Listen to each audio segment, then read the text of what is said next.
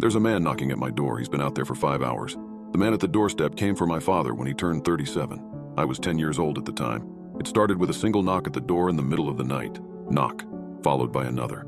Knock, and so on. I heard the sounds first, and eventually so did my dad. I remember hearing him step out of my parents' bedroom in the dark and stop in the hallway as he listened, while the knocking continued.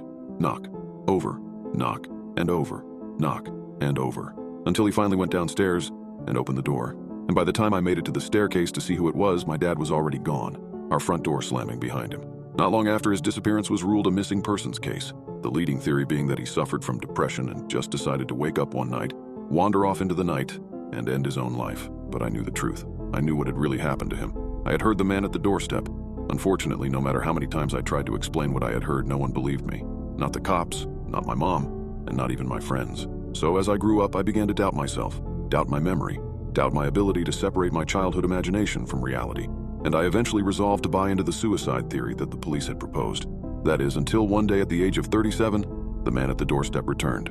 It started with a single knock at the door in the middle of the night. Knock, followed by another. Knock, and so on. Being the sole occupant of the house handed down to me from my mother, and a single one at that, I was the only one to hear the sound. I stepped out of what was now my bedroom and formerly my parents' bedroom, in the dark, and stopped in the hallway as I listened, while the knocking continued. Knock, over, knock, and over, knock, and over, until I finally went downstairs. But unlike my father, I didn't open the door.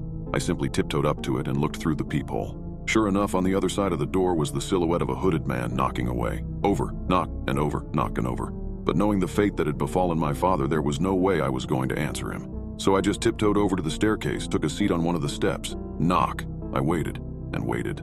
Knock, and waited for him to stop. Knock, but he never did. Minutes turned to hours, and before I knew it, the sun began to rise. That's when the knocking stopped, and the man at the doorstep simply walked away. The next day was business as usual, as I went about another hectic workday, and almost forgot what had happened the night before, eventually chalking it up to a nightmare. But later that night, after I went to bed, I awoke to the chilling sound of a single knock at the door. Knock, followed by another. Knock, and so on.